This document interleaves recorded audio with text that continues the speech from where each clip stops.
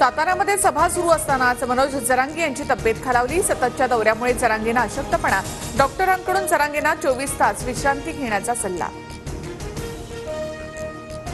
मराठ्यांना त्रास देणाऱ्या गिरीश महाजन, धनंजय मुंडेंसह 113 आमदारांना पाडणार हा माझा शब्द। साताऱ्यामधील सभेत मनोज जरांगे यांचं वक्तव्य। माझ्या वाटेला जाऊ नका, मोहोळ उठला तर तुमच्या सभा होऊ देणार नाही। उद्धव ठाकरे शरद पवारांना राज ठाकरे यांची धमकी। राज ठाकरे रागात बोलत असतील, राज ठाकरेंना गांभीर्याने घेण्याची आवश्यकता नाही। माझ्या नादी लागू नका, या राज ठाकरेंच्या वक्तव्यावर जयंत पाटील यांची प्रतिक्रिया।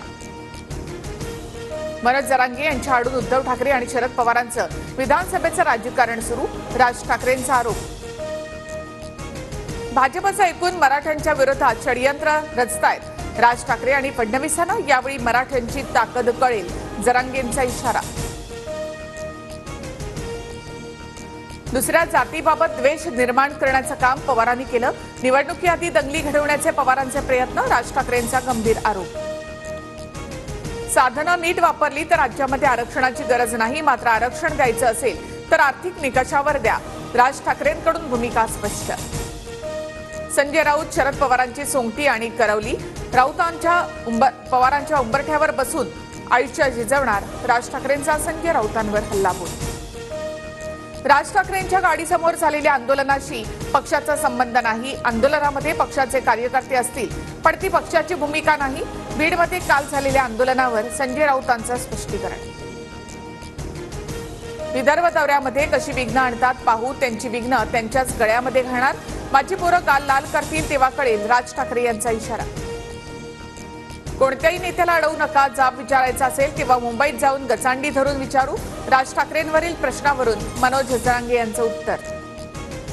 त्यांचं त्यांना बघू द्या, बांगलादेशातल्या हिंदूंना भारतामध्ये शरण द्यायचं का, या प्रश्नावर राज ठाकरे यांचं उत्तर। विद्यार्थी संघटनेच्या आंदोलनानंतर बांगलादेशच्या चीफ जस्टिस यांचा राजीनामा, सरन्यायाधीश यांच्यासह सर्व न्यायाधीशांचे राजीनामे। जनसन्मान यात्रेमध्ये अजित पवारांनी बुलेट सवारीचा आनंद लुटला, तसंच अजित पवारांनी कार्यकर्त्यांसोबत मुख्यमंत्री टी स्टॉलवर चहा सुद्धा घेतला। मोदींनी पवारांचा भटकती आत्मा असा उल्लेख केल्यामुळे फटका, पदाधिकाऱ्यांच्या बैठकीत अजित पवारांचं वक्तव्य, झालं गेलं ते गंगेला मिळालं, मोदींनी पवारांवर टीका केल्याच्या प्रश्नावर अजित पवार यांचं उत्तर।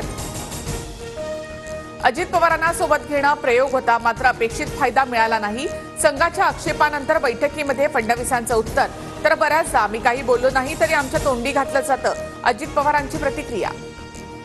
भाजपचे माजी खासदार संजय काकडेंनी घेतली शरद पवारांची भेट, पवारांसोबत राजकीय चर्चा झाली नाही, भेटीनंतर संजय काकडे यांची प्रतिक्रिया। शेतकरी, शेतमजूर, दिव्यांगांसाठी काहीही करू, महाविकास आघाडीसोबत जाण्याच्या प्रश्नावर बच्चू कडूंचं सूचक विधान, तर 1 सप्टेंबरपर्यंत काही करणार नाही, सरकारला वेळ देणार, बच्चू कडूंचं वक्तव्य। बच्चू कडू यांचं दिव्यांगांसाठी उल्लेखनीय काम, महाराष्ट्रासाठी सगळ्या चांगल्या नेत्यांनी एकत्र यावं, सुप्रिया सुळे यांची प्रतिक्रिया।